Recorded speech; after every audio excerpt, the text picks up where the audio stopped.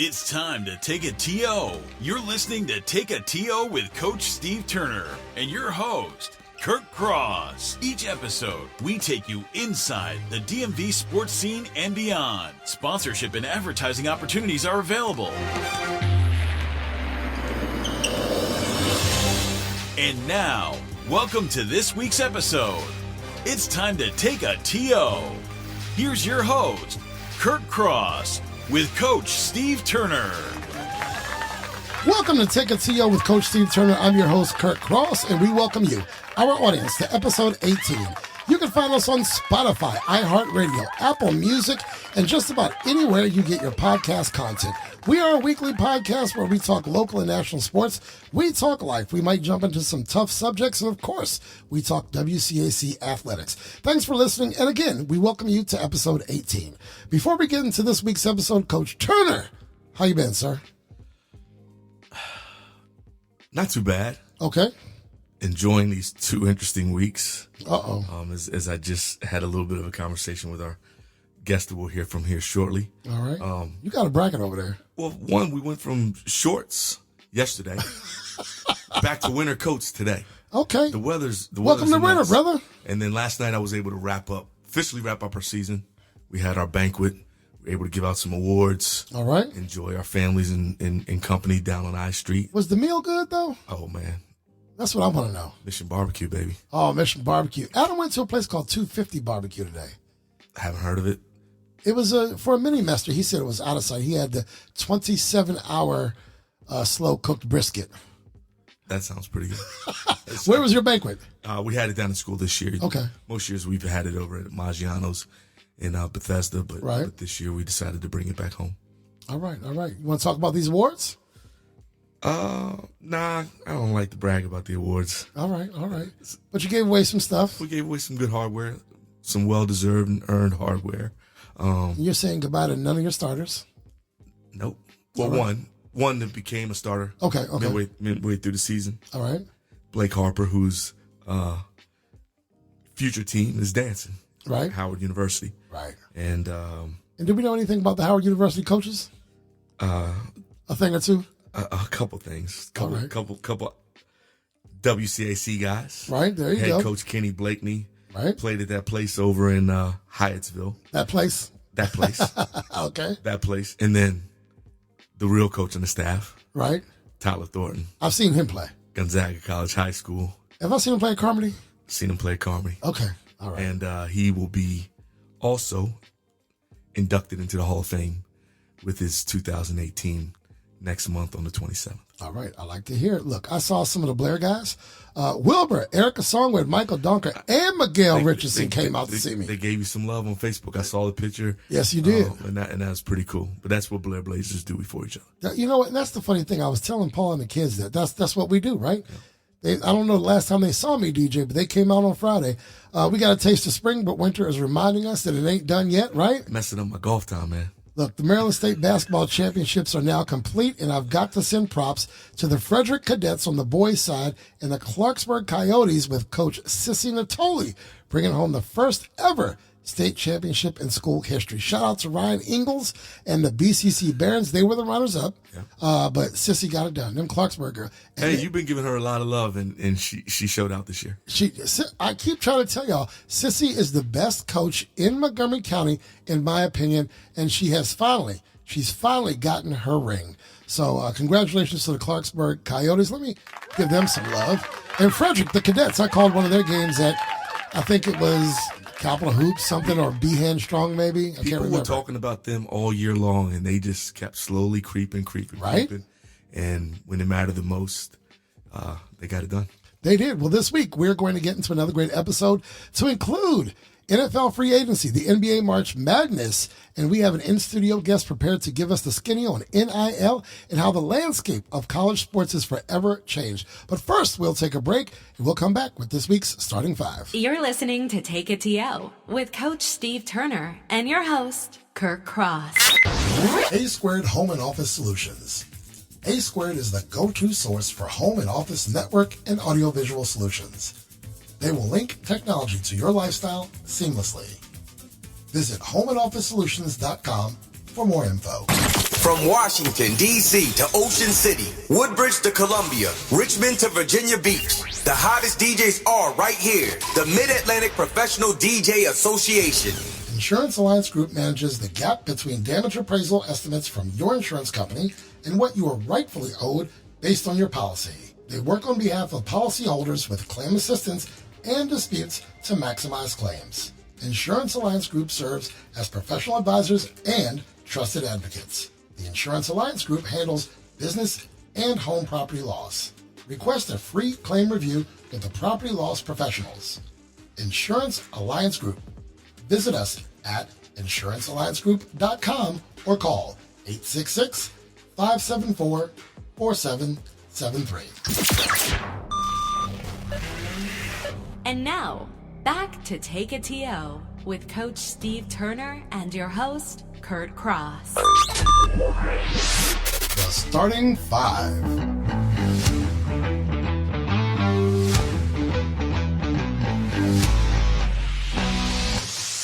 Welcome back to Take It to You with Coach Steve Turner. I'm your host, Kurt Cross, and we are now at our starting five. This is where I ask Coach Turner 5 questions he's never heard or seen before, and he has 30 seconds to answer each question. Now, if he goes over his 30 seconds, that is what you will hear. Coach Turner, have you seen these questions before? I'm going to piss you off. What? The kids called and told me. Shut up, Steve. Look, we got to write your starting five. You never get to see the questions, so let's get to it.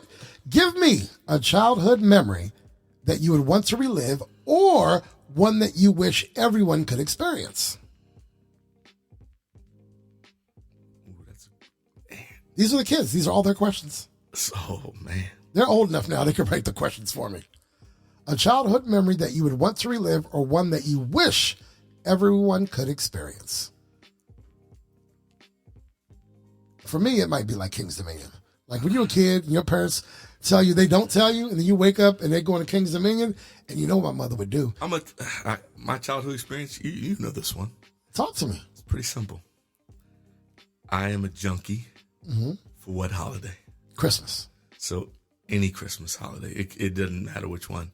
Right. Being able to wake up, enjoy that holiday with my cousins and my family, especially on the days when we're all at my grandmother's. That's the one I would relive. You would relive that one. All right. Let's talk teenager Steve Turner. You're at the mall with $100. What store or stores is that teenage Steve Turner going into? Probably one of two. Okay. I don't know what the store was called back then, but the one that everyone goes to now, GameStop, get a video game. That's what you would do? That would be one. That wouldn't be number one. That probably is number two. Okay. any sneaker store. Any sneaker store? I'm buying. What about the arcade? I'm buying kicks. Nah, not with $100. Arcade, I mean, you can split the money up. You can take 20 to the arcade. I'd buy a video game either to go home with that was like whatever was the big game out at the time. Right. That would be number two. But for me, Foot Locker, Athlete's Foot. I was spending money on kicks. You spend money on kicks. All right. Number 3. Name a starting five on any level that you'd love to coach. It could be from different eras or across gender lines. For example, you could say Steph at the 1, Caitlin Clark at the 2, Kobe at the 3, the Wake Forest Tim Duncan at the 4, and Georgetown's Pat Ewing at the 5. So just go any starting five on any level. It can't be like the rep team. I'm going to keep it college. Are you going to keep it college? Strictly college. All right. I'm going to go at the 5, Patrick Ewing. Okay. At the 4. This is the team you want to coach. Uh-huh. At the 4, Tim Duncan. Okay. At the 2, MJ. Okay. Now take that back. I'm going to slide MJ over to the 3. Okay. At the 2, Diana Taurasi. Okay. And at the 1, hold on, let me write this down. Let me write what I think you're going to say. At the 1, okay? I think he's going there. In red. Or would you put him at the 2? I'm talking to our in-studio guest. Y'all don't know who he is yet, but I think that's where he's going to go. At the 1, CP3. CP3. Really? I'm wrong. I put AI. I thought you were going AI at the 1. Nah, CP3. Where the hell did he even go to college? You know, I don't watch men's college Wake basketball. Forest, 1 year. Oh, really? He went to Wake Forest? Wake Forest, 1 year. All right. Number 4, you've gone out to the perfect dinner. You gone out to the perfect dinner. Where you went to dinner is not where you can pick up the perfect dessert. You, Leah, y'all going out on a date night. Where are y'all going for that perfect dessert? Maestro's the butter cake. That's where you're going? Yeah. I mean, you said it without hesitation. Without hesitation. You've done that a time or two. I have. Okay. Yes, I have. That butter cake with ice cream. Right? That's where we're going. That's money. Yes. All right. Number 5, keep 3, get rid of 1. All right. The kids don't make it easy on you. They do not. Keep 3, get rid of 1. So for those who do not know, he's going to keep 3 on this list and he's got to get rid of 1. Don't hate me, Steve. New addition. Boys to Men. Earth, Wind, and Fire.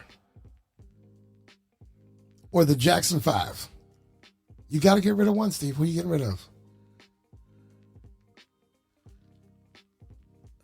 New addition, Boys to Men, Earth, Wind, and Fire, or the Jackson 5. I think I know who you're getting rid of. Keeping 3.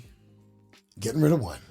Keeping the Jackson 5. Keeping the Jackson 5, okay. Keeping Earth, Wind, and Fire. Okay, that's what I thought, and I think he's getting rid right Keeping here. New Edition. Boys to Men got to go. You got to get rid of Boys to Men. Boys to Motown, Philly's got to go. Yeah, I got to get rid of Boys to Men. End of the road, Boys to Men. I love them, but On bended knee, Boys to Men's got to go. they be 4 on this list.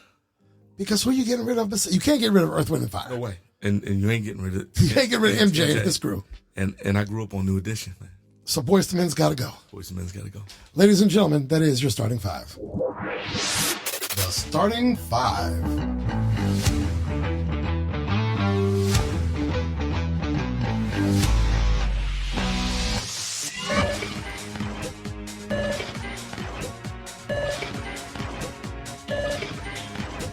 You're listening to Take a TO with Coach Steve Turner and your host, Kirk Cross. Ray Cruz and MCF Mortgage. With a stellar reputation as an outstanding mortgage lender, Ray Cruz serves the lending needs of real estate professionals, builders, and individual home buyers in Maryland, Washington, D.C., Virginia, Texas, California, Florida, Illinois, New Jersey, and Pennsylvania. Ray believes that integrity is the cornerstone of his business, and helping you achieve your home financing goals is his business. Located in the heart of Bethesda, contact Ray P. Cruz today to get started. Your home mortgage or refinance options await. Call 301-761-2278 or visit raypcruz.com. Ray P. Cruz, Mortgage Intelligently. You're listening to Take a TO with Coach Steve Turner and your host, Kirk Cross. Listen to us on Amazon Music, Apple Podcasts, iHeartRadio, Buzzsprout, Spotify, and other popular podcast platforms. Tune in on your preferred podcast platform. Be sure to listen, subscribe, and spread the word. Guarantee the most epic and talked about homecoming or prom when you hire the Mid-Atlantic Professional DJ Association. Visit us online at www.mapdja.com. The Mid-Atlantic Professional DJ Association, serving the entire East Coast. And now, back to Take a TO with Coach Steve Turner and your host, Kurt Cross. Ladies and gentlemen, we have a late substitution.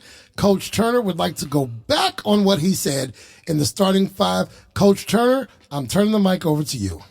All right. So I wish this had been done 2 teams within their gender. Okay. So You know what? You can do it like that if you want. So I'm gonna make my men's team over. Okay. So I'm gonna start back at All the right. 5. Okay. I'm staying with Patrick Ewing. All right. At the 4, I'm staying with Tim Duncan. Okay. At the 3, God rest his soul, one of the changes, Len Bias. He's not even a late entry. He's the man. He's the man. Right. Okay. Staying with, of course, Jordan at the 2.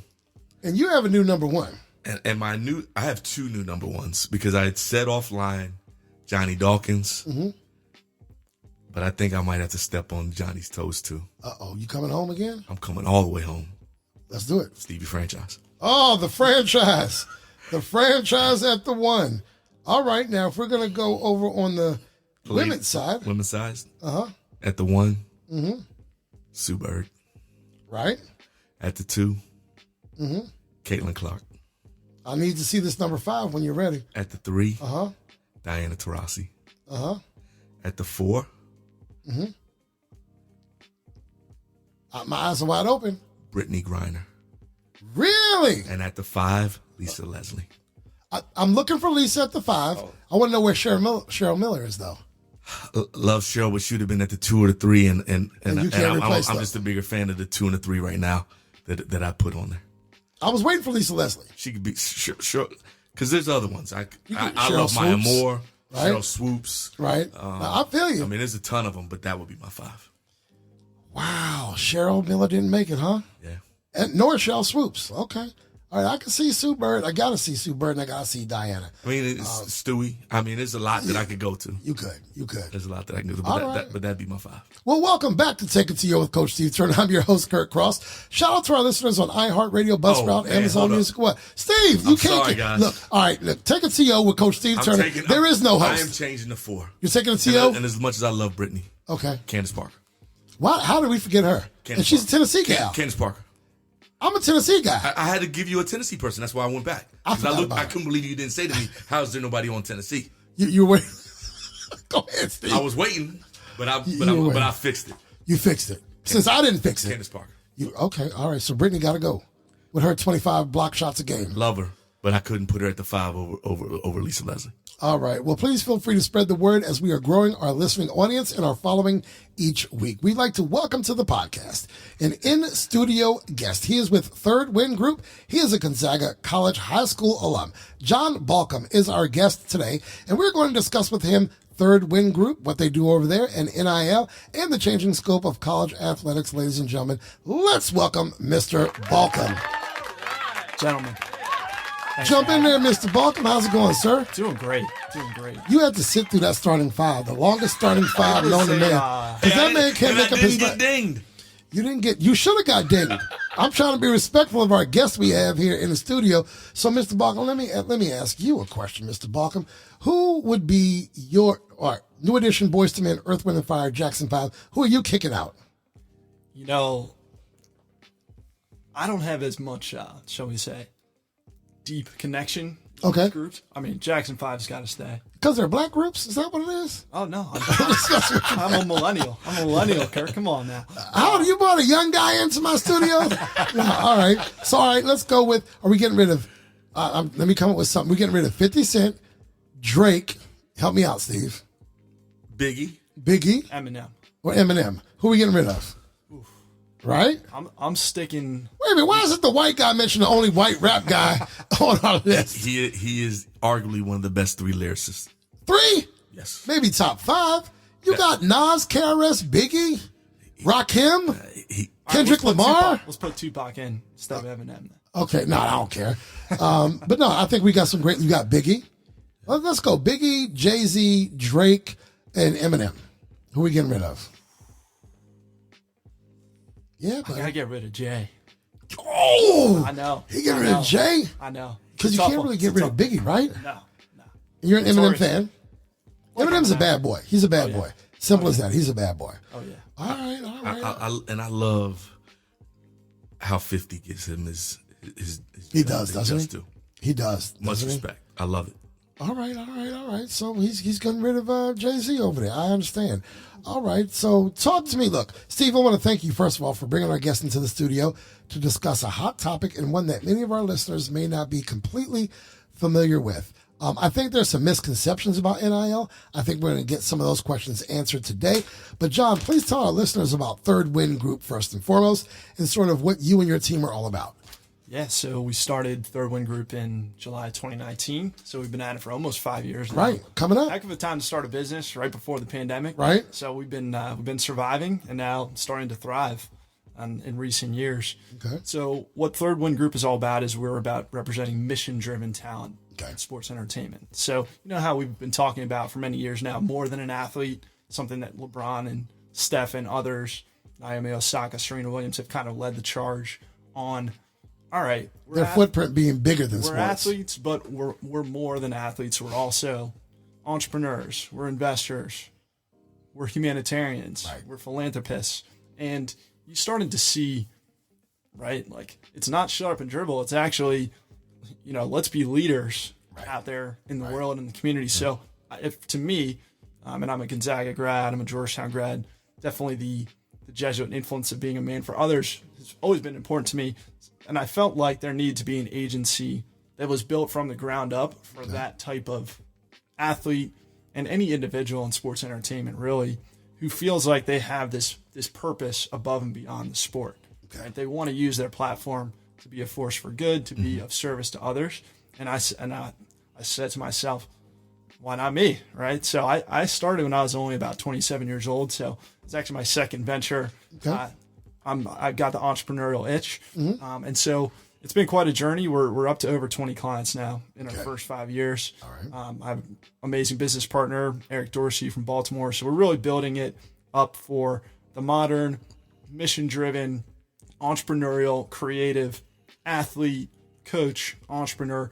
And we really see that the definition of talent is starting to evolve too with social media. So it isn't just you're in Hollywood or you're a big sports superstar and you become talent in this day and age. We're seeing talent expand, through NIL with college athletes, even high school athletes. Anybody who has a social media profile can be talent in this day and age. So we're that entrepreneurial business partner for the modern talent and for people who have that calling to do something good for others, to be of service with their platform in sports entertainment. So here's the thing. 10 years ago, 20 years ago, 30 years ago, it was enough to be 6'8". You can dribble like no one else. You can dunk like no one else. You can go make your little money. You can go home, and at the end of the day, you can keep somewhat of a smaller footprint. Now, through social media, everything you do is on display. You can't go to a restaurant without the entourage following you and all of that. But you're not necessarily interested in the athlete of 30 years ago where that was their footprint. Today's athlete can be a brand. And like you said, with their social media presence and their social media activity, everything is under a microscope. Do you help them manage that brand? And, when you take a look at these athletes, there's so many more columns that they either have to fill or are filling that maybe they know how to swing a tennis racket like nobody's business. However, there's a piece to managing their career, even if they don't make it to the pro level. There's so many different avenues they can travel. Is that where you step in? Exactly. So not only are athletes brands, but they can become enterprises. And by the way, I just met this young man, so I don't know anything about this. So the questions are deep from me because I don't know some of these answers. Yeah. Well, look, what I like to say is that athletes are entrepreneurs and entrepreneurs are athletes. Okay. Meaning, as an athlete in this day and age, you have so much business opportunity. Right. You can lend your name. You can lend your name to brands and endorse them and become sponsored by them, but now you can build your own brand. Right. Stephen Curry and LeBron James, they endorse some businesses, but they own their own businesses. Right. And that's correct. This generation understands that it's all about owning assets and building assets. Okay. So the way we look at it is we're not just the traditional agent. And I respect and I have a total understanding of the need for an agent to negotiate contracts with pro clubs. But what I'm seeing is because of this entrepreneurial generation of athletes, you need entrepreneurial business partners. You need someone who's more of like a Maverick Carter versus a Rich Paul, which I actually think Rich Paul is an incredible entrepreneur. That's just a different in and of his own. That's a different column though, right? Exactly. So you've got what I would call your pro sports agent, and then you have your business partner or your marketing agent or your manager, right? Someone who's going to bring creative thinking, innovative thinking, who is, staying on top of technology, who is staying on top of investments and looking out for you in all of your enterprises and all of your endeavors outside of your sport, right? So that's really how I'm positioning myself, how we're positioning the company, and really we're seeing it's sticking. Right. With a modern athlete, right? Because yes, for what it's worth, we kind of see with the internet, all of the contract information, it's all out there. All Right. the statistics, it's all out there. So you're seeing a fair amount of guys, I mean, Lamar Jackson being an example, who they're representing themselves They can now do it on their own, yeah. in the contract negotiations with the clubs, and they're doing very well. They're retaining the 1 to 3% that they might pay a traditional agent, but that doesn't mean they aren't going to want to work with business partners, professional service providers to cover other parts of their business. So that's how we've been building it out. And, since I have that, that entrepreneurial mindset, I've been building my own company. I tried to start another business and failed when I was about 24, but I at least understand what it takes and the mindset that if you're going to take that route, right, you can, for what it's worth, you can keep the more traditional path as an athlete in this thing. You don't have to go down this route. But if you do want to go down this route, we're positioning ourselves to be that partner for you to navigate everything. Steve, I swear I'm going to let you in a minute, but I'm just having too much fun right now. A couple things. Number one, I don't know if you're sitting in this seat right now if you didn't fail at 24, right? So I don't know if we call it failure. I mean, sure, if it didn't work out, it just opened the door to turn a corner. We hear it all the time. Is some of the greatest at whatever. Right. They all failed. And somewhere along the way. And it's what drove them to become great. Right. To try again. And, it's fascinating because I've always used the example of, I counsel a lot of folks in starting their own business because I've done my business for years. And the mechanic is an expert at cars, but doesn't know how to present that business model. And the athlete is excellent at, I don't know, spiking a volleyball or whatever it might be, but they might not know how to manage the brand and the day-to-day. Lamar, yeah, you can do the numbers now. We can do the numbers, and you know what you want to get, and you know what you're paying the 3% out. However, does he know how to manage all of the contracts behind his endorsements and this, that, and the other, or whatever his brand is, because he's on the football field. He's in the weight room. He's watching his, caloric intake. He's doing all of that. Someone else has their eyes on something else. Steve, I'm going to shut up for a minute. This is your guest, not mine. Jump in and talk to this man. I'm going to take you to the grassroots, John. Explain to the high school student who is now getting ready to get hit an area that I feel is still untapped in the NIL business, I guess I'll call it. Mm-hmm. Give them the 3 things that they need to be ready and prepared for to look at as this is going to start hitting them literally in the face. Yeah, so one thing I'll mention, so in addition to building out TWG, this past year I became director of Georgetown's NIL collective, Hoyas Rising. Okay, so I'm kind of doing double duty right now, basically building 2 different agencies at once. So I'm in the thick of things, and I'm seeing quite a lot. Look, as a high school student, the first thing you need to understand is there's going to be a lot of distraction and temptation away from what's actually important, right? Yes, it's exciting. NIL is extremely exciting, and there's a lot of opportunity, right? But I think the first thing you need to understand is that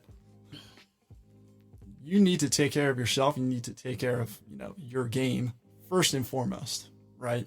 Because all of your opportunities will come if and when you're taking care of yourself, your health, you're taking care of your development, right? And you're not getting distracted, right? So that's actually the first thing I would, I guess, kind of warn a high school student on. Is like, all right, there's plenty of time to do business, right? I mean, in this area, in DC and Maryland, you can actually do NIL deals. Now it's within state right law. So, but is that what's most important to you, right? So I would talk about, 1, beware of the distractions. 2, it's not about, how many social media followers you have. That plays into it. It's about what makes you different, right? That's the question I would ask myself if I was 16, 17, 18. You're still figuring that out, of course, right? But what's important in this, and when it comes to NIL, we're talking about marketability, right? what's important is what makes you stand out. Is it your name? Is it your personality? Is it a certain tweak, or certain quirk of your game that makes you unique? What I like to tell my clients is different is better than better sometimes.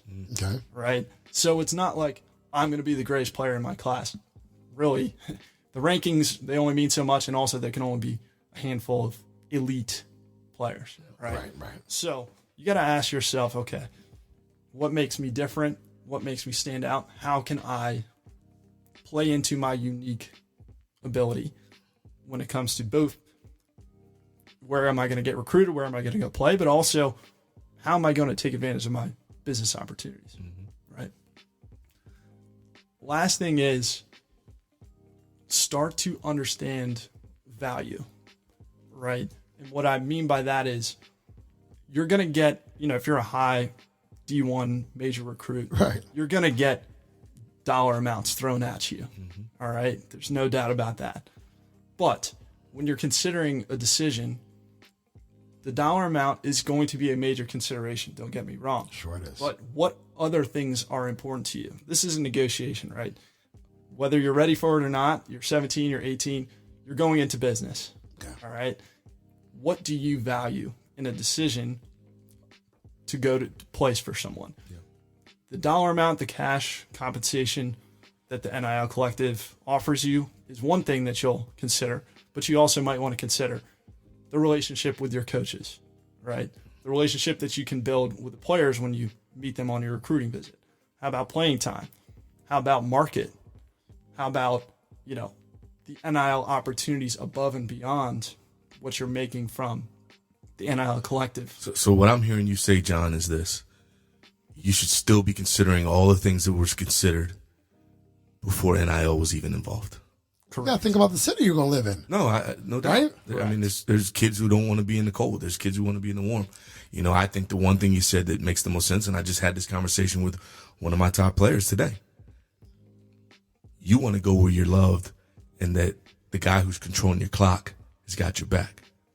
Like all the other stuff should be icing on the cake. NIL should be icing on the cake. Correct. Not the number one caveat. Correct.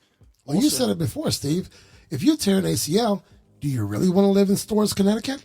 Is that where you want to live? Because it's cold. From October 1 to April, maybe May 1, it's cold in Storrs, Connecticut. No, I think kids should always consider the fact that you said it. If the sport were taken away. If the sport were taken away, do you see yourself at this place? Right. I think that's important. Right. Because if you don't, you're not going to take care of the one thing that you really should be going there for, the opportunity for the education. I don't want to be in Tupelo, Mississippi if the sport is taken away. Please, sir, we interrupted you. No, I think you guys are absolutely right. So what I would do is I would sit down with parents, a coach, a trusted advisor, and I would make out a list of what's most important to me as a player. And compensation is now on that list because the NIL floodgates are open. Yeah. Right? But you're going to want to rank order what's important to you because you want to go into that negotiation with your it's really shouldn't be with the head coach of the college, right? Because that would be a violation. But there's going to be discussions about compensation now that NIL is here.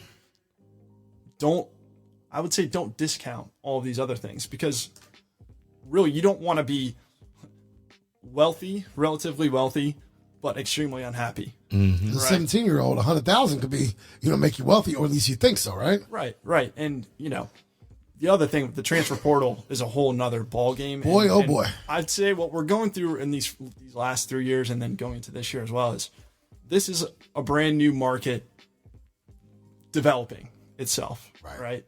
And there's going to be crazy swings in a new market like this. Right. I think it will level set over time because, number one, we actually don't know that the NIL money is going to continue to flow at the rate it's been flowing. Mm-hmm. The other thing is the players might just decide, I'm happier staying in one place, making what I can make, right? Getting playing time, having great relationships, enjoying my college experience. Because, again, we know the numbers about how many players go professional, right? It's like under 2%, right? Under 1.5%. Yeah. So that means 99% of the players who are making decisions probably shouldn't be making decisions based on NIL money. Right. Right. It should be more about life experience. How can you develop as a person? Again, I fully understand that there could be life-changing money out there for some. Right. And I would be the last person to say you shouldn't take that life-changing money, right, because you'll have more fun, right? Or you'll have this or that. But again, every individual is different. Thinking about what's important to you and making sure you're negotiating from a place of knowing what you want is very important, so that you don't negotiate yourself a deal that you're dissatisfied with. And have some representation, please, because you're going to find all kinds of cousins and friends that you did not have before when someone writes you a $225,000 check. And if they weren't your friend yesterday, they are not your friend today. Steve, what you got for this young man? Or is it my turn? Your turn? Well, I would ask John, and you kind of alluded to it, what happens when this thing runs dry? Because at some point, the people who are putting money, the people who are writing these checks, if they don't feel like they're getting a return on their investment, bingo, when do they stop? Yeah, look, we don't know that they will continue writing the checks, right? But do we know that they won't? Well, because they've been writing them for years before True. it was above board, True. right? True. I'm just wondering. True. But then you had to hide your feelings. Right. Because you were cheating. Right. Now you don't have to hide your feelings. You can. I'm not getting return on my investment. So you can. Okay, so you can make that argument. It's an open book now. I'm not getting return on my investment. I'm not writing that check anymore. But they were not getting their return on the investment for some athletes because before. They were willing to gamble. Right. They were willing to gamble. I guess I'm suggesting the investment. We know this. There's a lot of people in this world with big ass egos. Right. And they're thinking, I can control and run this situation from afar because I'm giving another comment, right? I'm giving and I'm taking care of you under the book with nobody knowing. Now everyone knows. Right. And if I don't feel like I'm getting a return, man, I'm out. And some of those egos might go away because they don't have anything over you now. For right? sure. I'm sorry, this is because I need this to be a three-way conversation. Me and him could be dominating on the mic, but you have that. So I guess I'm wondering. You were right. Checks were being written before. We don't name any names. I don't know any names. No checks were being written. They were handing cash in the back. Cash. I mean, there were briefcases sitting on Mama's porch, right? All of a sudden, Mama had a corner condo in Malibu, right? Right. All right. We don't know how she got it, but now, like you said, okay, I like what you said there. Now we can. Not we, because I'm not writing the checks, but someone they can openly complain. Well, the way in the way it's all said and done, give Reggie Bush all his stuff back. Yeah, that's what I was thinking too. But it wasn't legal then. That's what they're going to say. I don't care. All right, but you're not the law. I don't care. I'm just giving my opinion. But now we're getting something that's not actually NIL, though, right? Yeah. So a couple things. So, big picture, my read. This is my opinion. Has nothing to do with what I'm doing at Georgetown. The big picture here is that the legacy business model of college sports is under threat right now. Okay. And so if you look at what's happening with the NCAA, they have legal battles that are going to run them up unbelievable amounts of money. All right. The other thing is you have a labor challenge going on. Right. Dartmouth's men's basketball team has formed a union, and they are now planning on negotiating with Dartmouth University to become employees and earn salaries with benefits. Right. So let me ask you guys a question. Do you think college sports as we know it can afford college sports with athletes, student athletes, as employees with benefits of the universities? Well, isn't the benefit you're getting the education? That's one of the benefits. You're getting free travel, free gear, free food, opportunities you would not get if you were Joe Schmo. Look, I went to college. I was no athlete. I didn't get the opportunity that guys in the 90s were getting, nor that guys are getting now. But so be it. They're athletes. They have a talent I don't have, and that's okay. But isn't the trade-off the scholarship? Isn't the trade-off being able to... It was. It was. It was. But now guys are not staying. What are you thinking there? I mean, again, you're getting an opportunity to be paid. Right. You're getting an opportunity to brand yourself make other earnings outside. And we're not talking about just the collective piece Right. that would go through a group associated to the school. Mm-hmm. We're talking about being able to be on State Farm commercial, Right. being able to be on Dr. Pepper commercial, Right. and get compensated for these things. Right. Those things, those opportunities. I mean, we got Armando Bacot did a reality TV show. Right. I mean, there are so many different opportunities for these young men and women that never were there before. You think they'll look beyond the sport now, and that might become the prize? I think the problem, and John alluded to it, is the NCAA in potential of being defunct.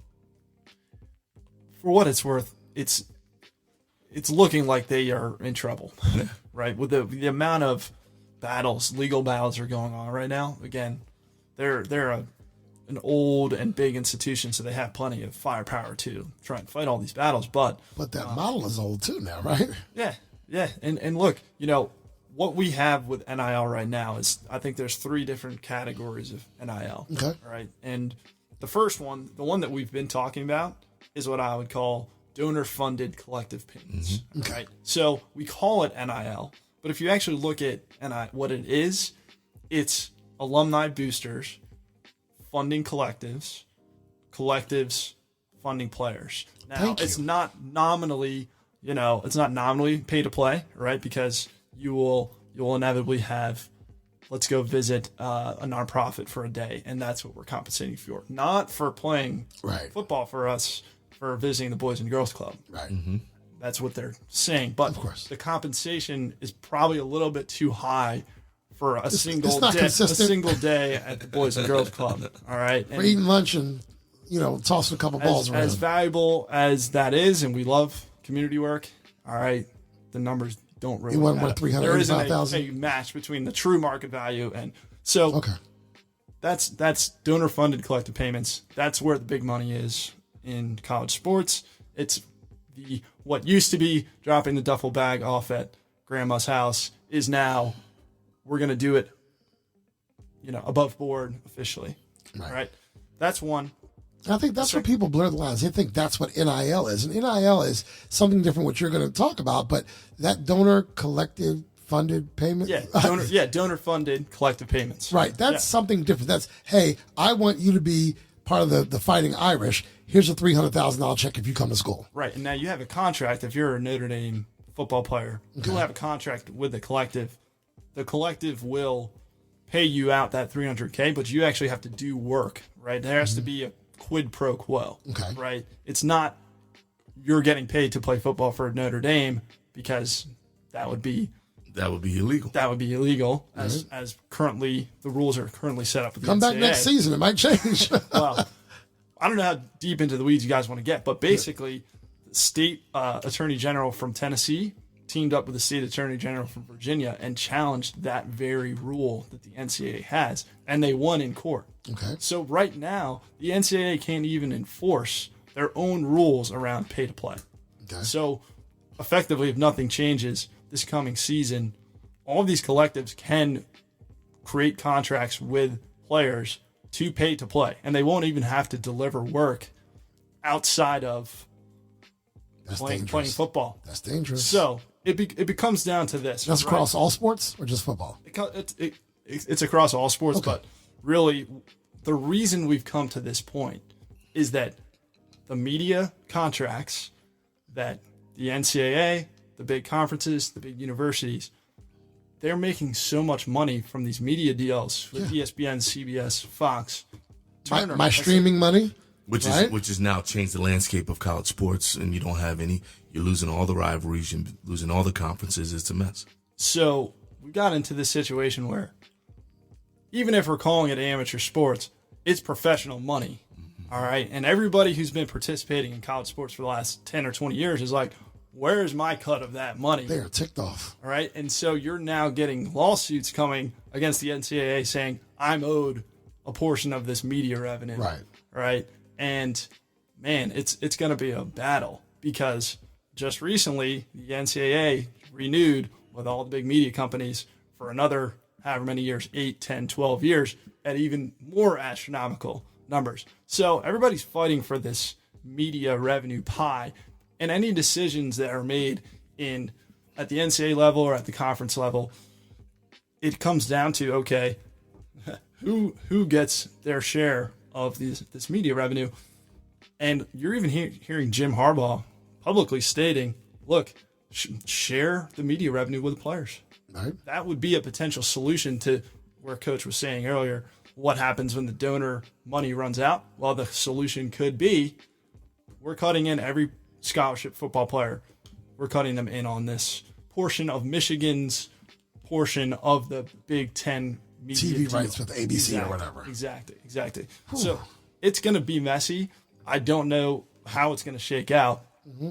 All I can say is the good thing out of all of this is that the amount of work, the amount of blood, sweat, tears that the college athlete puts in, there is no college sports without the college athlete. Mm-hmm. So I understand, and yes, there's compensation. There has been compensation when it comes to scholarships, other benefits, but I wouldn't say it was equitable compensation for the amount of work that they put in. This is what has been rewarding for me, is to be there as this shift happens in college sports, where the college athletes start to receive more equitable compensation based on the amount of work they put in. I think it's really important, and it is changing lives already. Right. So certainly scholarships play their part and are an amazing gift and benefit for college athletes. But when we're talking about the amount of compensation that the administrators make from administrating and managing college sports as compared to what the college athlete had been receiving up to this point, it's pittance, right? Right. Why is the NCAA president making $5 million a year and the quarterback for Georgia making $0? Right. Aside from a scholarship. Right. Aside from the scholarship, this kid is selling jerseys. And, Steve, you and I have not been to a game, but let's say Jaden Daniels, is that who's at LSU? I can't even tell you the AD or the president of LSU. If you and I go to an LSU game, we're going to see Jaden Daniels, right? He's got our $88 a ticket. He's got our $40 of parking money, right? Or he's the reason we're spending it. I'm getting a hot dog, right? You and I, we have to fly down there. You and I are spending $1,500 that weekend to go see Jaden Daniels, and he got a scholarship, which I understand. Well, I don't understand because tuition is crazy. Can we actually go dollar for dollar and find out if that's what the tuition costs? So they're getting an education, but, they didn't get compensated, which I'm a firm believer, because the NCAA rules stated you could not get compensated, that you should not. It's open now. These kids are bringing millions of dollars to these universities, right? And can either one of y'all tell me the president of LSU? You don't tune in on Saturdays to go to watch that person, right? Him or her. You want to see Jaden Daniels throw another touchdown. We watched Colorado football this year because of primetime. That's why we watched it. I don't know who their AD is. I don't know who their provost is. I don't know who their second in charge is. We tuned in to watch primetime. He sold that stadium out. Mm-hmm. But anyway, I'm sorry. You were going to say? I just still feel like it's a slippery slope. It is. Either way you go with it. And I certainly want to see the kids benefit. Mm-hmm. I just feel like we threw it out there without any kind of legislation. Definitely. And now it's a snowball running fast. Right. And I don't know that you can fix it anytime soon. So, but these first 3 to 5 years maybe, through litigation and all of that, these athletes that are caught in this 3 to 5 year bubble are going to be the fall guys. Something's not going to go right for them, whereby in 10 years, maybe they will have gotten it right, and we'll see where the chips fall then, and maybe things smooth out. Because we're right now, that snowball. And maybe it flattens out at some point. I don't know. You know more than I do. I think it works out for the 5-star. Okay. Because they're getting big checks. And I think it's probably working out for most 4-stars. Okay. But when you start getting down to 3 to 2 to 1. And the marginal athlete. It's not working out, because I think those are the kids that you're seeing typically in the portal running when adversity hits at a place. Christian Watson's in the portal thinking that there's other opportunity somewhere else. And the first thing that they're asking in the questions when they're transferring, what's the NIL look like? And that shouldn't be the number one purpose. And are you suggesting that the NIL for them or the donor-funded collective payments? Are we suggesting that for the marginal athlete, for the 3-star, the lower 4-star, it's just not what they're thinking it's going to be? Well, what happens when you got a kid who's gone to I'm going to say a Power 5. Okay. And he drops down. Right. He's not going to get the same kind of money that he was getting when he went to the first school he went to. Right. So he's chasing and hunting money because of what he originally got. And more than likely, he's not getting that again unless he transfers and he's still a stud.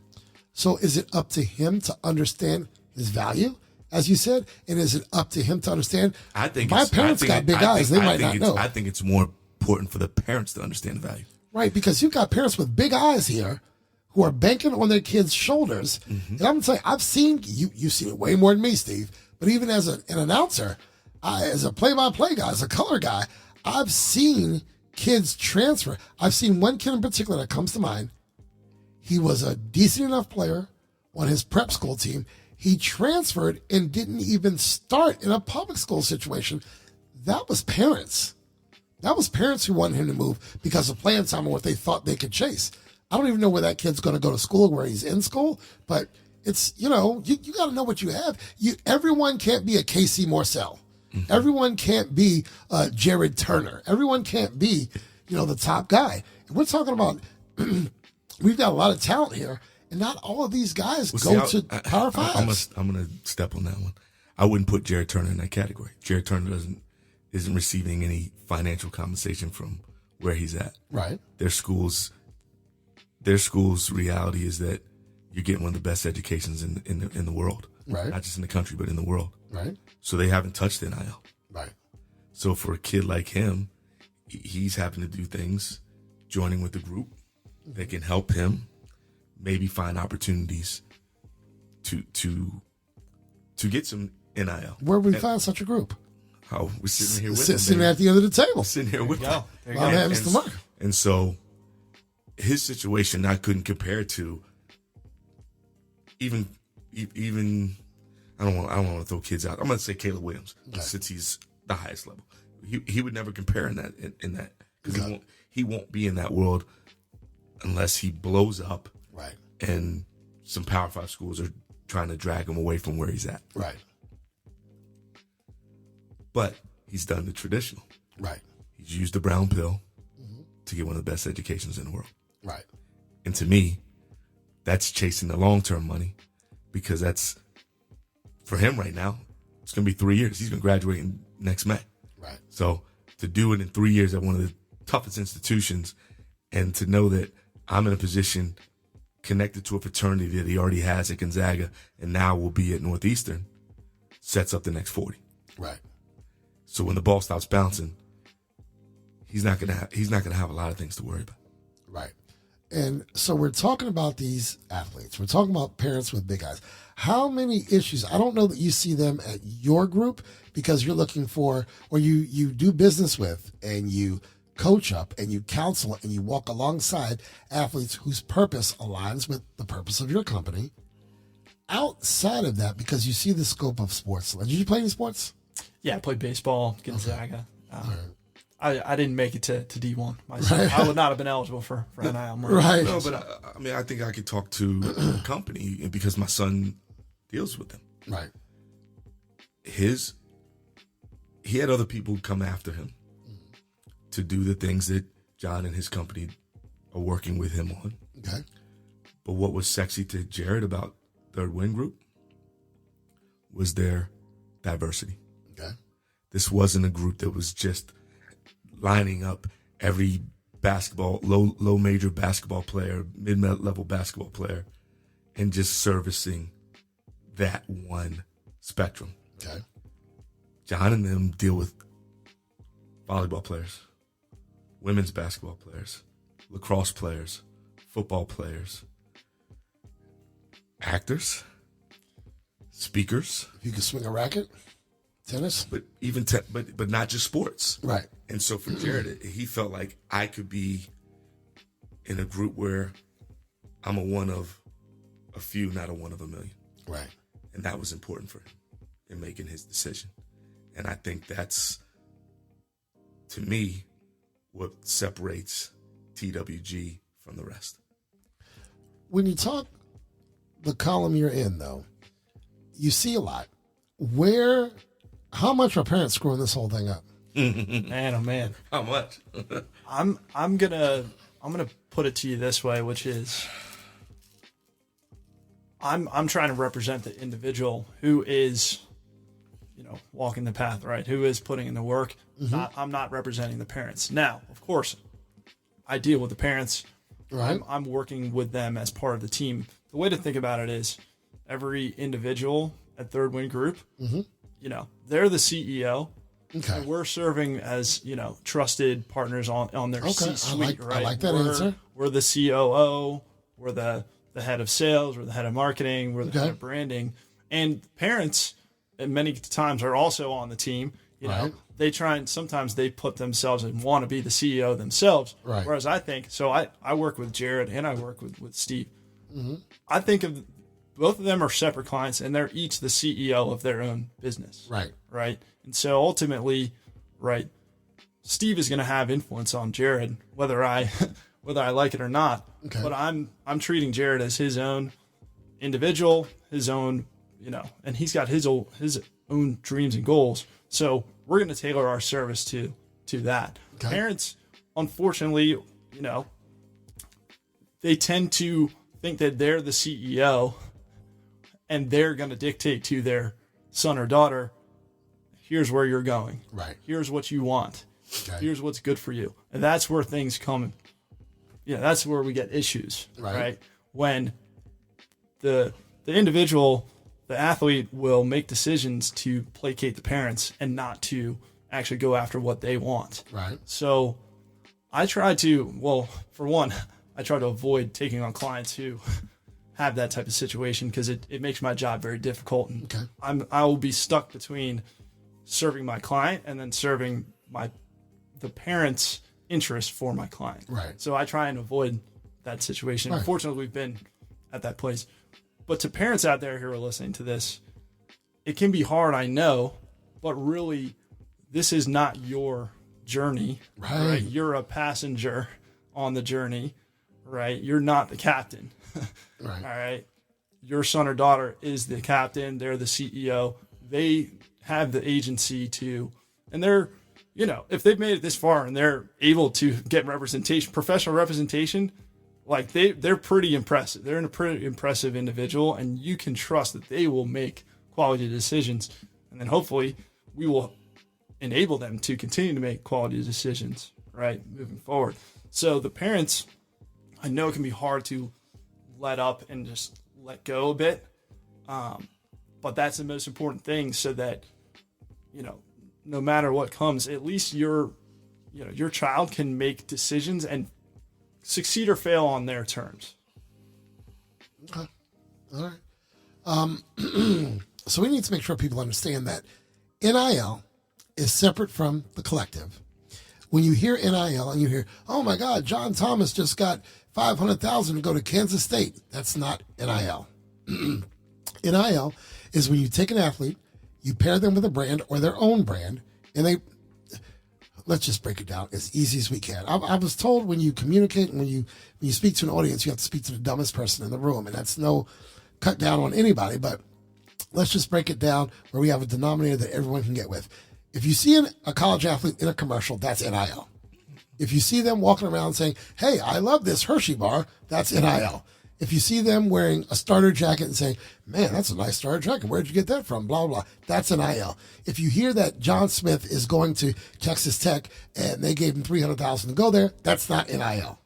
Is that correct? Correct. That's a bunch of alumni who get together in a smoky room and they have, cognacs or whatever, and they say, well, we got to get this kid here because I'm tired of losing, right? Exactly. That's and now those boosters are now, by the way, they're bragging in the New York Times about what they're doing. Yeah. So all the people who used to be hiring somebody to take, a bag of money, that duffel bag, quietly, now they're just bragging about it in the top, top newspapers in the country. So we're talking about cars. We're talking about a separate from NIL. You're talking about cars. You're talking about apartments. You're talking about condos. You're talking about homes. You're talking about cash. You're talking about anything of value.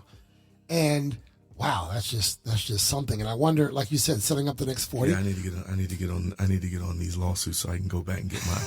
Go back and get yours. Get your cut, Coach. Hey, let me give you one more thought. Please. So, one, to play devil's advocate for the old amateurism model.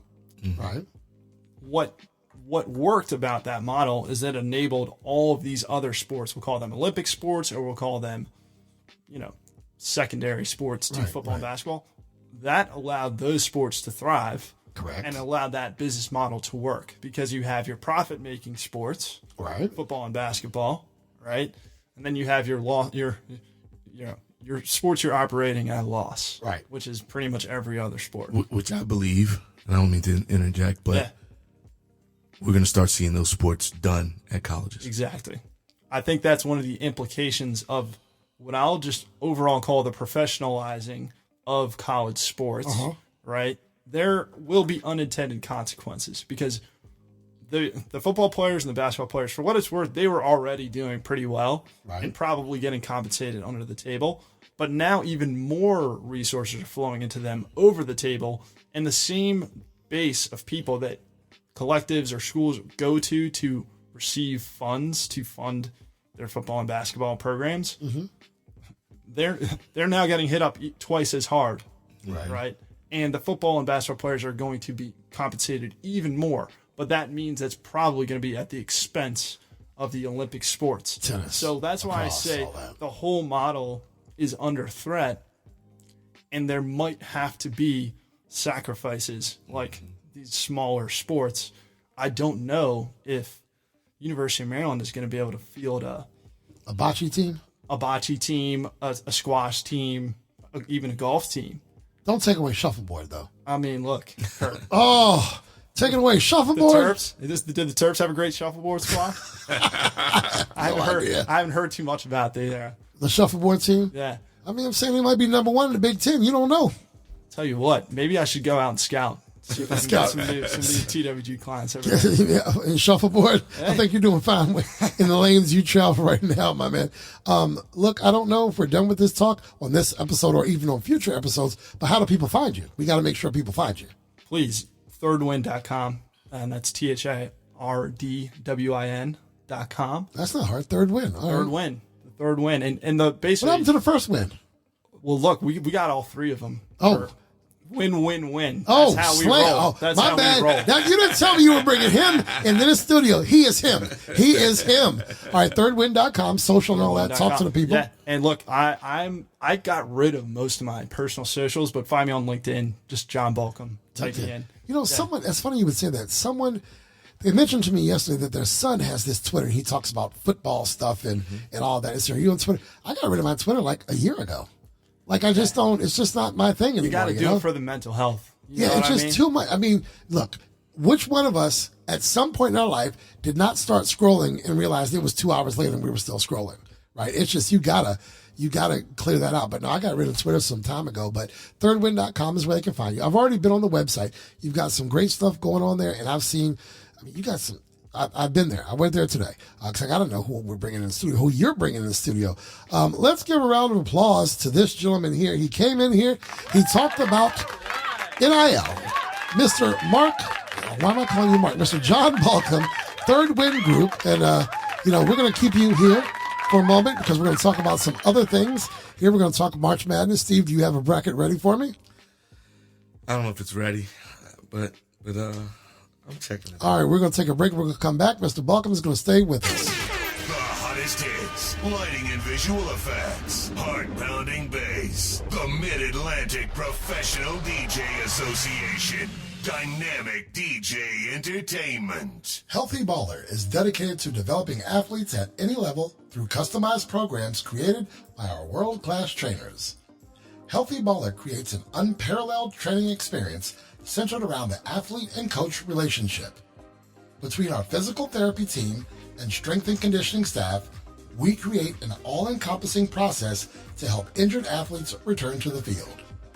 Become your own success story. We offer group and team training, individual workouts, or semi-private training.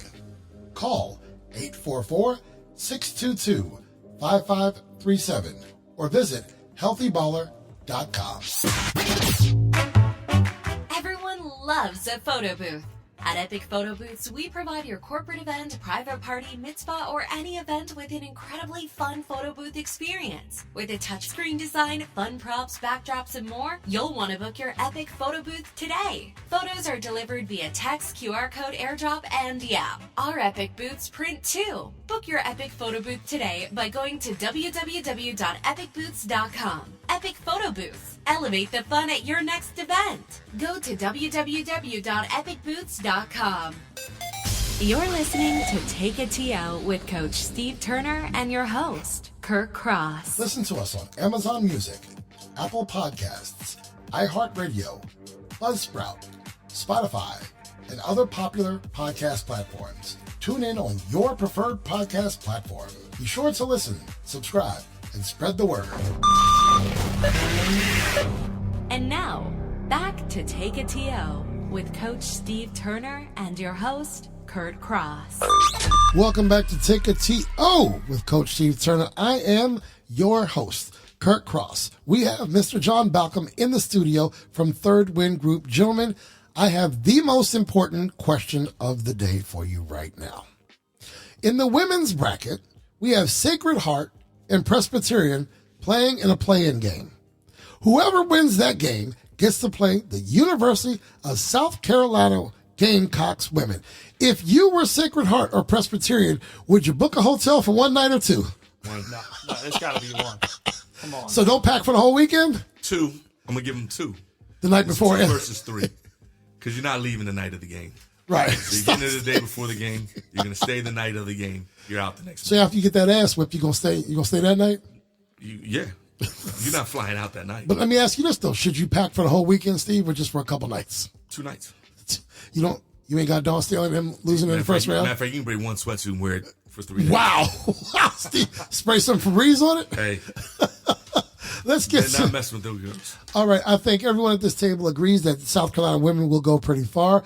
We want to see what Iowa can do because Iowa has been not necessarily upset, but they haven't made it as far as they want to go. But Iowa and LSU are on the same side right now. They're in that same bracket, that Albany 2 region. I'd like to see that happen. I'd like to see LSU and Iowa because Caitlin Clark and Angel, we saw that last year. You got Ohio State, who got upset by Maryland women. You got USC. UCLA is in there somewhere, and that's our girl Kiki Rice, right, Steve? Right, so we've got some interesting things going. Maryland makes it as a 10 seed. That's fascinating to me. I think that's based on tradition, history. We've been there before. Hey, look, I'm a little that's biased, too. TWG client, I'm a little baby. biased. Oh, talk to me. We rep Cheyenne Sellers. Okay, all right. Our first team, all Big Ten. Right. Cheyenne Sellers. Right. Who, I don't know if you guys, against Ohio State at the end of the game, she was saying, peaking at the right time. Right. So, look, if you're looking for a little sneaky double-digit seed little action right there to go to the Sweet 16, look no further. No further. All right. Is she a senior this year? She's a junior. She's a junior, so she's going to be around for one more year, along with, give me her name, from St. John's? Kendall, yeah. You got Kendall? You working on Kendall? We'll see. All right. Stay tuned. All right, stay tuned. But Maryland's got that 10 seed. I was surprised at how high they got ranked. Clearly, beating Ohio State was helped them out there. But Steve, what do you have on the women's side? Can anyone beat South Carolina? I'm going to say no. You're going to say no. The only way South Carolina can lose is to lose in the first game since they don't have all their players. Right. They're only missing one. Oh, they're only missing one. They're only missing their big, 6'8". Oh, they're good. They're fine. Yeah. Oh God, they're fine. I thought they had more girls because they left the bench that have to sit a game. No, they don't. Can we talk about that? By the way, did you see the fight? No. LSU versus South Carolina. Into the game, LSU takes an intentional foul. It gets out of control. Every single player, except for 5 on one side and 6 on the other side, got ejected. That means South Carolina had 1 sub, and LSU had to go with their 5. They had no bench. It was a minute or so left. No, but so that's the rule. If you're ejected, you're sitting the next game. No, I don't. They said something.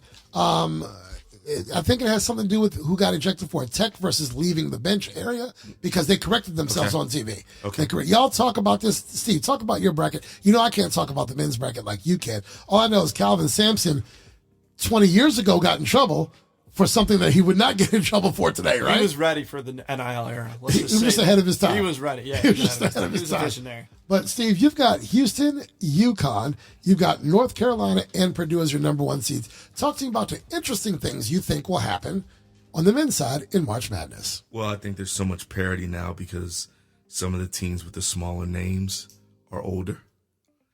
They've been able to keep their players a little longer. And no one's just been flat out the clear-cut leader all year long. Right. It's changed at different points in the season. You had Arizona at it for a while. You had Houston with it for a while, Purdue, even Kansas, who's dropped some. And, you know, people talk about Kentucky and their young group. Tennessee is a group that I feel like watch out for. Okay. But I still think the team that won it all last year, right now, today, is the best team in college basketball. And that's UConn. But I think they've been set up. Okay. Because they have to get through one opponent, in my opinion, to repeat. Okay. And that's Auburn. Okay. You like Auburn? I like their physicality. Okay. I like how they defend. Mm-hmm. And I think they're the one team in that bracket that could give them trouble. And they got to see them third game. So we'll see if they get through that monster. Okay. Then I'm calling for UConn to ring the bell again. Does San Diego State always make the damn tournament? Well, it seems like they're always in there. Here's what I don't like about the NCAA. Okay. How are you going to put the three teams that were in the Final Four in the same bracket? From the previous year? Yes. Right. Okay, I got you. Yeah, I got you. Like, stop. Right. By the way, let me give you your answer. Cardoso was suspended because she was ejected for fighting, which is stipulated in the NCAA rules. The other ejected players were tossed from the game for leaving the bench area. Because they were not disqualified from play due to fighting, those players did not receive suspensions. Okay. So it's a fighting thing. Well, so Sacred Heart and Presbyterian, pack your bags for 2 days. So what you're saying is, in Cleveland, Ohio, South Carolina can book themselves all the way through to Cleveland. I'm pretty confident in that. You're pretty confident. Okay, so you got they can only beat themselves. Right.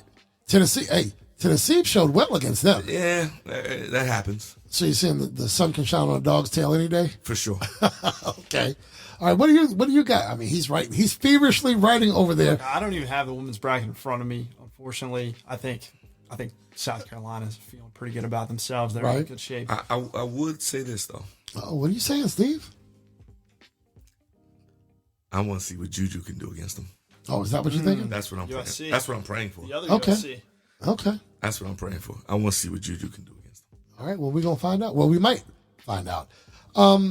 Again, I apologize to our listeners. I can't provide as much intel on the men's side as Steve can. I just watch more women's college basketball. But you feel good about Samson.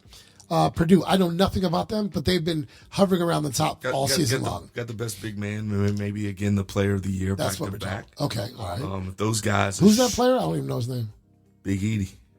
Zach Edey. I just don't watch enough men's college basketball. Big monster. Okay, all right. I don't know anything about him. Sorry. Coach, who do you think has the best draw on the men's side? If you're a 1 or a 2, I think path. I think Houston has the easiest path. Okay. Of a 1, I think they have the easiest path, and that's to have to, and that would be to potentially have to go through Duke. Right. But I of the ones, I honestly think UConn has the toughest run of the ones, and they're the reigning champion. But Purdue's got to go through Gonzaga. They got to go through Kansas. This is not a normal Gonzaga team. This is not a normal Kansas team. Okay. You know, I think they can get through that group, that part of the bracket where they will fall into a tough game. In my opinion, it's Texas or Tennessee. There you go, brother. That's who I think at the bottom of that bracket. That's where the danger comes in that Midwest. Okay. North Carolina, what does their path look like? They got a weird path because they got, I think, the group that has some teams in the mid numbers that can beat anybody. Okay. Mississippi State can beat anybody. You think Michigan State can beat anybody? St. Mary's can beat anybody. Okay. Michigan State when they're playing their best basketball, and they haven't played their best basketball year, so I didn't even call them out first because they got to find a way to get through Mississippi State. Okay. Mississippi State, St. Mary's, dangerous. Baylor, always dangerous.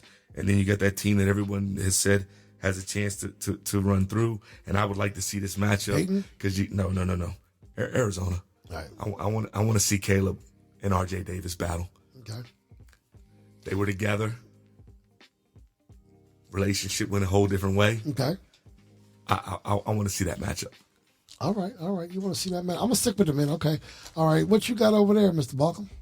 Look,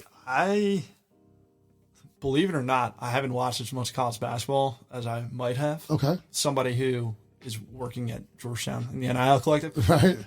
However, I think UConn is the first back-to-back champion since Florida. I think this team, look, the Big East was the best conference, even though they only got 3 bids. Don't get me started. They got screwed. But UConn just feels like they've got it all. I know they have a tough path, but maybe the tough path helps them when you get down to the Final Four, to the finals. They've got it all. They've got guards, they've got wings, they've got bigs, they've got star power, they've got role players. So you don't have Boise State coming out and making some noise? Boise State, man. Only thing they've got is the blue football field. I don't know about the potential noise. The potential noisemakers are the guys who are playing in those first 4 games. You think? Wagner, Howard? If Virginia can get their defense going, they can play with anybody in the country. Okay. Explain this to me. How are there some 10 seeds over here that are fighting just to get in? I don't understand how it works. 2 sets of 10 seeds. I don't know why it's that way, and then you get 2 sets of 16. Made for TV. The play. Basically, it is. They love the play. And then Colorado, man, they were pretty tough in the Pac-12. I guess I don't know what it is. All these conferences got different names now, right? But they're a dangerous team. Okay. All right. So we're looking at South Carolina on the women's side, and you called it, sir. You're saying UConn is the back-to-back champs. Who was on that Florida team? That was the Joakim Noah, Al Horford, right? Corey Brewer. Corey Brewer, baby. Isn't Al Horford like 367 years old by now? And still getting it done. Incredible. Oh, my goodness. And has reinvented himself. He wasn't a three-point shooter in college, but he is now. Can we talk about your boy at Howard University who's on his 17th year of eligibility? Hey, that dude has... Have you heard about this kid? Towns. Over at Howard? Towns. Over at Howard. Towns. He's on his... He's already got 7th... 3 degrees, right? He's got 2 degrees. I thought 3. Or going for 3. Going for third. This is what he did. He was Pac-10 Player of the Year, got hurt, redshirted, COVID, got hurt. He's played 2 years so far, but he's been there 7. I'm going to tell you like this. I figured out the numbers. My son was in 1st grade when that guy started. If he uses his year of eligibility next year, my son will be in high school. That's how long he's played NCAA basketball. His degrees have degrees. His degrees. And he's got some good degrees. Right. He's got 1 more year of eligibility. I'm looking at it right here, and I can tell you. And he's dancing. He is dancing. So here are some of the players that were in the NCAA tournament when Seth Towns was in his freshman year.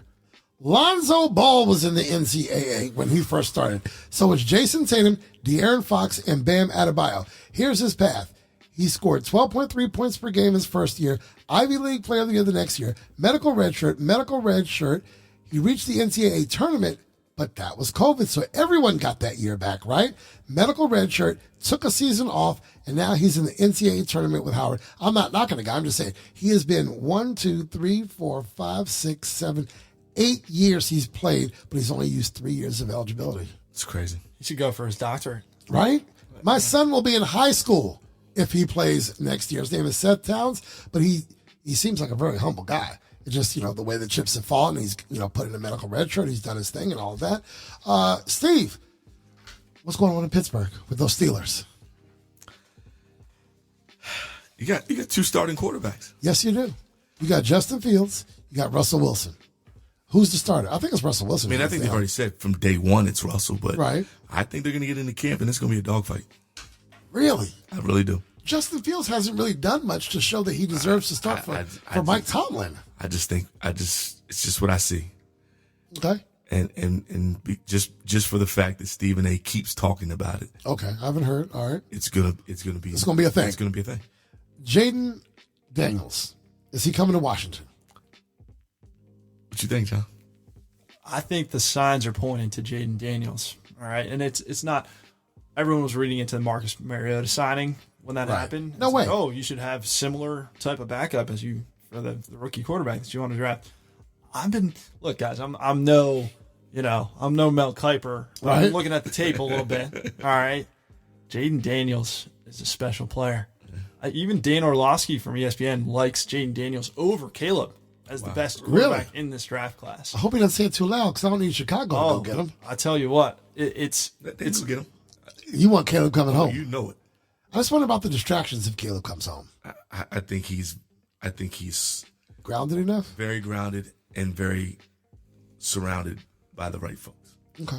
He's you also saw had- him for 4 years. he's had plenty of distractions out in L.A. at Right. USC, right? Right. So him being able to go out and win a Heisman Trophy, Mm-hmm. and then come back and have a great year this year, even with not as good of a secondary, Right. supporting group.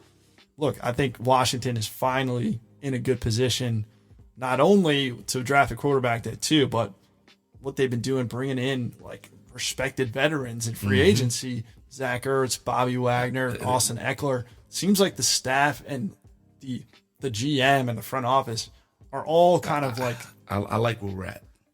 Curtis, we talked about it. I Just said, let Adam Peters cook. Let Just him let cook. him sit back and let the man cook Also- because he's cooking right now. also don't want to get my hopes up too much because this is Washington football we're talking about here.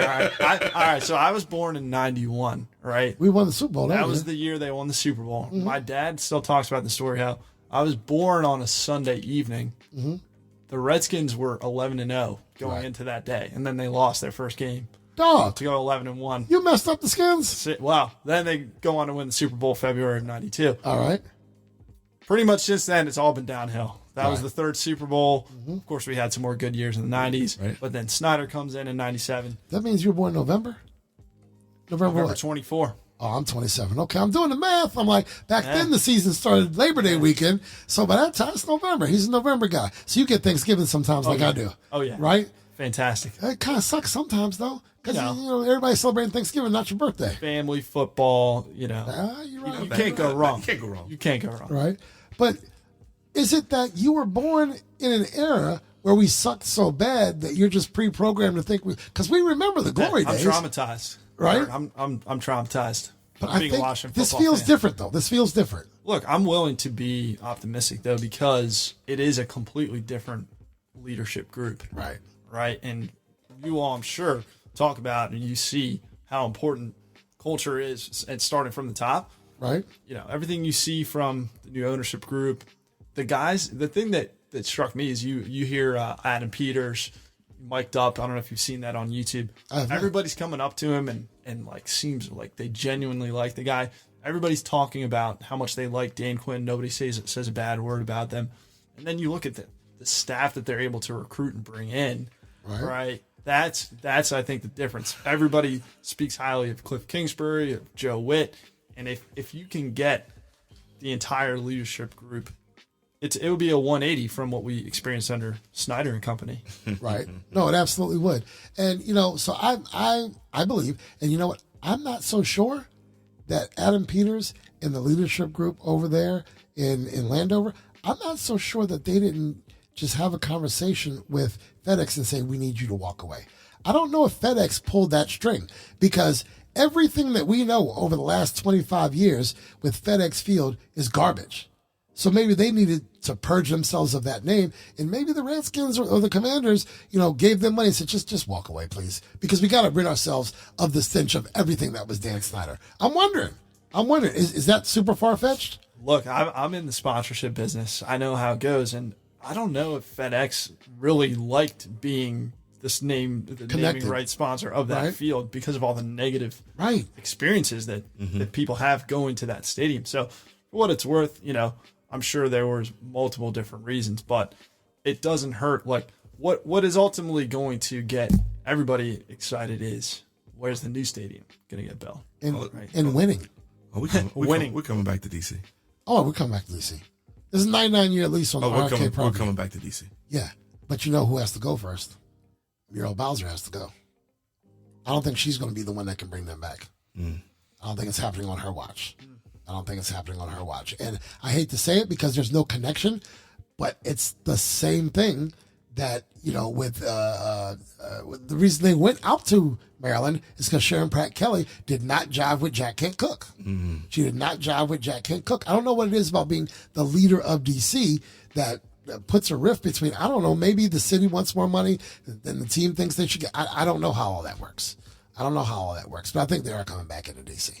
And let's see how fast it can happen. And where that loyal, Steve, I don't want to bore the people again with a conversation about a stadium that rocks, that you and I remember, that we love. And on game day, I could pay $30 and go see the Skins back in the 80s for your time. But that's what we do remember. But it does feel different. Yep. But, Steve, you and I on this very podcast will be cautious. We're not calling for Super Bowl. No. We're not calling for any of it. I'm getting what I've asked for. Keep making steps forward. Right. And I'm seeing that right now. If you took over a team somewhere that you have, in your first year, you're not making a whole bunch of promises, right? Steve, stop being arrogant. You ain't making a whole bunch of promises. I'll never make promises. Right? You just going to show them on the court? Show them. All right. Well, that's what you want them to do. Adam Peters is doing a good job leading. I don't know much about the other pieces. You guys seem to have your finger on the pulse of those players. And, you just listed off a half dozen players that we got. That I know we got a new long snapper because we needed that. I know we got a new long Cheeseman wasn't getting it done. I know we got a new long snapper. Unfortunately. What about, remember Dan Turk? Dan Turk. He used to be one of our long snappers. Still have one of his cards. Really? Yeah. Oh, my goodness. All right, the NBA is the NBA, and we will see where that goes soon because now basketball will start to take a turn. Once March Madness is over, we get all y'all fake NBA fans, and y'all now want to watch the NBA. I've been watching the NBA on a Tuesday when Indiana is playing against, Golden State. That's the kind of fan I am. I'm college first. I told you that. College and high school. Whatever, Steve. College and high school. Look, they don't play real basketball until the playoffs. This is real basketball right here. They don't play real basketball until the playoffs. Steve, this is real basketball. That's blasphemy. The guys who have to have the, what, the load management? Load management. And, Steve, stop it. Make millions and millions of dollars. Steve, thank you for another week. Thank you for bringing in our guest, Steve. And people who buy great tickets have to pray that they're going to see them play on that night. Because Giannis didn't play yesterday. They're in their drip. Right. They're ready for Paris Fashion Week. Stop. Y'all get paid. Have your butts in the court and play it as hard as you can all the time. Steve, thank you for bringing this guest into the studio. Hey. All right. You're welcome, and I appreciate him for being on here. John, thank you. Thank you for giving our listeners an opportunity to have a better understanding of NIL and collective. I think we definitely got to get you back on because it's a conversation that can go on and on and on. And being able to have you tonight just give a little insight to those who are going to be dealing with this. Man, we are grateful and thankful to have you on here today. Thank you. Anytime, guys. Thanks for having me. Anything you want to say to our people? Look, I'm here for you. I'm your guy. I'm the NIL guy in DC, Maryland, and Virginia. Not only NIL, but sports business, sports marketing, entertainment marketing. Give them that website again. Look, thirdwin.com. You know how I can prove to you I was on your website today? Because under his profile, it says, listen to Coach Turner's podcast. There we go. There's a link to our podcast. We're giving love, Kurt. Right? So I was there. I was on the website. I didn't see my name on there, but I got to be a client, I guess. I got to be a client. Hey, my son's an excellent tennis player. Maybe we have to talk. All right. Thanks again, everyone. We'll be right back here for episode 19 before you know it.